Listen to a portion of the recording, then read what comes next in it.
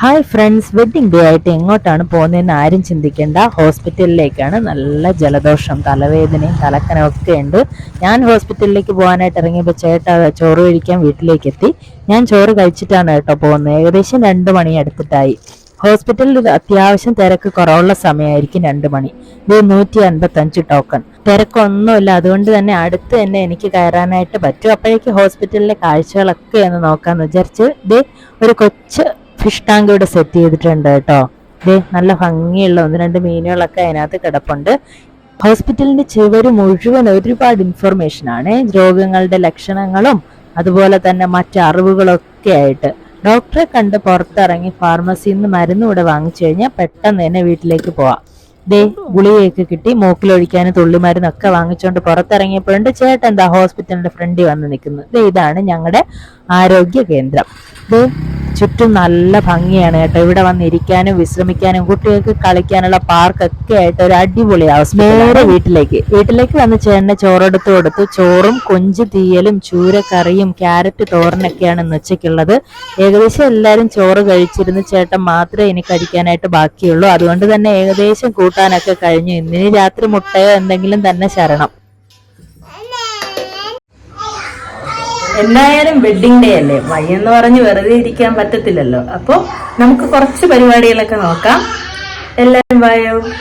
ചേട്ടൻ ഒരു കവറിൽ എന്തൊക്കെ കൊണ്ടുവന്ന് തുറന്നു നോക്കിയപ്പോൾ പാലട വെക്കാനുള്ള സാധനങ്ങളൊക്കെയാണ്. പാലട മിക്സ് 2 എണ്ണം കൊണ്ടുവന്നിട്ടുണ്ട്. അതിലേക്ക് ഇടാൻ പഞ്ചസാരയുണ്ട്.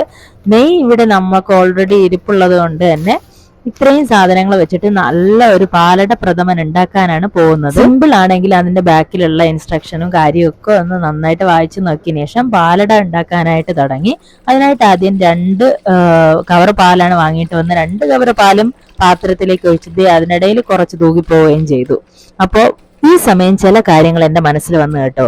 കല്യാണം കഴിഞ്ഞതിന് ശേഷം ഒരു വെഡിങ് ഡേ പോലും ആഘോഷിക്കാതെ, കല്യാണ ദിവസം പോലെ ഓർക്കാതെ എത്രയോ വർഷങ്ങൾ മനോഹരമായ ദാമ്പത്യ ജീവിതം തീർക്കുന്ന ഒരുപാട് പേരില്ലേ നമുക്ക് ചുറ്റും. എന്നാൽ ഇന്ന് ആഘോഷങ്ങളൊക്കെ കൂടുന്നുണ്ടെങ്കിലും ഡിവോഴ്സും പ്രശ്നങ്ങളൊക്കെ കൂടി വരികയാണ്. അതുകൊണ്ട് ഈ ആഘോഷം കൊണ്ടൊന്നും ഒരു കാര്യവുമില്ല. നമ്മൾ എങ്ങനെയാണ് ജീവിക്കുന്നത് അതാണ് കാര്യം. നിങ്ങളുടെ അഭിപ്രായം എന്താണ്? ഒന്ന് കമന്റ് ചെയ്യണേ. ഈ പാലിലേക്ക് 2 കപ്പ് പച്ചവെള്ളം കൂടെ ഒഴിച്ചപ്പോഴേക്കും ചേട്ടൻ പുറത്ത് ജിലേബി വാങ്ങിച്ചുകൊണ്ട് വന്ന സമയമായിരുന്നു. പെട്ടെന്ന് തന്നെ അത് അവിടെ വെച്ചിട്ട് ജിലേബിയിലേക്ക് തിരിഞ്ഞു എല്ലാവരും. നന്നായിട്ടൊരു ജിലേബി എടുത്ത് അങ്ങോട്ട് കടിച്ചപ്പോഴേക്കും പല്ലിൽ ഒരു പിടിയാണ്. കാരണം എന്താണെന്നറിയോ? ജ്യൂസി ആയിട്ടുള്ള ജിലേബി അല്ല, നല്ല കട്ടിയായിരിക്കുന്നു. വെയിലല്ലേ, ബേക്കറി ചുള്ളിയിലിരുന്ന് ഇങ്ങനെ ആയതായിരിക്കാം. എന്തായാലും മധുരം ആയതുകൊണ്ട് ഒട്ടും വിടാതെ അത്രയും ജിലേബി കഴിച്ചതിന് ശേഷം അടുപ്പ് കത്തിച്ച് പാലെടുത്ത് തിളയ്ക്കാൻ വേണ്ടി അടുപ്പിൽ വെച്ചു. ഈ പാലിന് നന്നായിട്ട് തിളച്ചാൽ മാത്രമേ ബാക്കി പരിപാടികൾ നടക്കൂ. അതിന് കുറച്ച് സമയം വെയിറ്റ് ചെയ്തേ മതിയാവൂ. അടുപ്പ് നന്നായിട്ട് കത്തുന്നുണ്ട്. നല്ല ഉണക്ക വിറവൊക്കെ കുറച്ച് കിട്ടിയിട്ടുണ്ടായിരുന്നു. അതുകൊണ്ട് തന്നെ പെട്ടെന്ന് പാല് തിളയ്ക്കുമെന്നാണ് എന്റെ. ഈ സമയം അമ്മയും പപ്പയുടെയും വെഡിങ് ഡേ ആഘോഷിച്ചതാണ് കേട്ടോ മനസ്സിൽ വന്നത്. 33ാം വിവാഹ വാർഷികം സർപ്രൈസ് ആയിട്ട് ആഘോഷിച്ച വീഡിയോ ചാനലുണ്ട്, ഒന്ന് കണ്ടു നോക്കണേ. ഇങ്ങനെ പറഞ്ഞുകൊണ്ട് നിൽക്കുമ്പോൾ തന്നെ പാല് നന്നായിട്ട് തിളച്ച് വരാൻ തുടങ്ങിയിട്ടുണ്ട്. നന്നായിട്ട് തിളച്ചു വന്ന പാലിലേക്ക് ആദ്യത്തെ കവർ പാലട മിക്സ് അങ്ങോട്ട് തട്ടിക്കൊടുത്തു. നല്ല ഭംഗിയായിട്ട് അതെ അതിന്ന് പുറത്തും ചാടി. അതിനിടയിൽ 2ാമത്തെ പാക്കറ്റോട് തട്ടിക്കഴിഞ്ഞാൽ നന്നായിട്ട് മിക്സ് ചെയ്ത് ഒരു അരമണിക്കൂർ ചെറു തീയിലിരുന്ന് വെന്ത് കഴിയുമ്പോഴേക്കും നമ്മുടെ പ്രഥമൻ റെഡിയായി കഴിയും.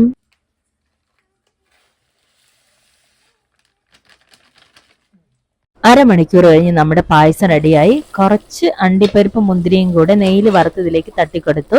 ഓൾറെഡി ഇതിൽ തന്നെ കുറച്ച് അണ്ടിപ്പരിപ്പ് മുന്തിരിങ്ങയൊക്കെ ഉണ്ട്, എന്നാലും എക്സ്ട്രാ കുറച്ച് ഇടുമ്പോൾ കുറച്ചുകൂടെ സൂപ്പർ ആയിരിക്കുമല്ലോ. അങ്ങനെയാണ് ഇത് ആഡ് ചെയ്തത്. ഇനി നന്നായിട്ട് ഇതെല്ലാം കൂടെ ഒന്ന് മിക്സ് ചെയ്ത് ഒരു 2-3 സെക്കൻഡ് കൂടെ അടുപ്പത്തിരുന്ന് കഴിഞ്ഞാൽ നമ്മുടെ അടിപൊളി പാലട പ്രഥമൻ റെഡിയായി കഴിഞ്ഞു. പാലട പ്രഥമൻ റെഡിയായി കഴിഞ്ഞതും വെഡിങ് ഡേ ആഘോഷിക്കാൻ വേണ്ടിയിട്ട് ചേട്ടൻ ബോളിയും രസഗുളയുമായിട്ട് എത്തി. ഇനി അതൊക്കെ വെച്ചിട്ട് നമ്മുടെ വെഡിങ് ഡേ ആഘോഷം അങ്ങോട്ട് തുടങ്ങിയാലോ. പാത്രം എടുത്ത് അതിൽ ഓരോ ബോളി അങ്ങോട്ട് വെച്ചു. ബോളി വെച്ച് കഴിഞ്ഞാൽ അതിന്റെ പുറത്ത് നമ്മുടെ പാലട പ്രഥമൻ അങ്ങ് ഒഴിക്കും. ഒഴിച്ചാൽ ഒരു മുന്തിരി കണക്കി ഒരു രസഗുള അങ്ങോട്ട് മുകളിൽ വെച്ച് പരസ്പരം അങ്ങോട്ടും ഇങ്ങോട്ടും ഓരോ സ്പൂണ് കൊടുത്തിട്ടാണ് ഞങ്ങൾ ആഘോഷം തുടങ്ങിയത്. ഞങ്ങൾ ഈ പാലട പ്രഥമൻ കഴിച്ചു കഴിഞ്ഞതിന് ശേഷം കേക്ക് വാങ്ങണ്ടെന്ന് തീരുമാനിച്ചു. കാരണം ഐസിങ് കേക്ക് വാങ്ങിച്ചാൽ നല്ല തണുപ്പല്ലേ. തണുപ്പ് ഞങ്ങൾക്ക് ആർക്കും കഴിക്കാനും വയ്യ, എല്ലാവർക്കും ജലദോഷമാണ്. രാത്രി അങ്ങനെ ഒരു യാത്ര പ്ലാൻ ചെയ്തു യാത്ര പോവുകയാണ് കേട്ടോ. വെട്ടുകാട് പള്ളിയിലേക്കാണ് പോയത്. രാത്രിയായി, പള്ളിയൊക്കെ അടച്ചു കഴിഞ്ഞതിന് ശേഷമാണ് അവിടെ എത്തിയത്. പിന്നെ അങ്ങോട്ട് പ്രാർത്ഥിച്ച് മെഴുകുതിരി വാങ്ങിച്ച് കത്തിച്ചു പോരാന്ന് ഞങ്ങൾ കരുതി.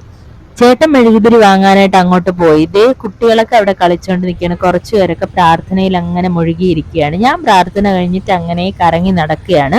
മെഴുകുതിരി എത്തി, മെഴുകുതിരി കത്തിക്കാനായിട്ട് തുടങ്ങി. ഗഗന അങ്ങോട്ടും ഇങ്ങോട്ടും ജീവിതത്തിൽ 1 വർഷം കൂടെ തന്നതിന് ദൈവത്തിന് നന്ദിയും പറഞ്ഞ് പ്രാർത്ഥിച്ച് മെഴുകുതിരിയും കത്തിച്ചതിന് ശേഷം ഞങ്ങൾ പിന്നെ പതിയെ അവിടെ നിന്ന് പുറപ്പെട്ടു. അടുത്ത് നേരെ പോയത് നമ്മുടെ വൺ ഓഫ് ഫേവറേറ്റ് ആയ സീ ഫുഡിന് പേര് കേട്ട ഉസ്താദ് ഹോട്ടലിലേക്കാണ്. എന്നത്തെയും പോലെ കുറച്ച് സമയം അവിടെ വെയിറ്റ് ചെയ്യേണ്ടി വന്നു.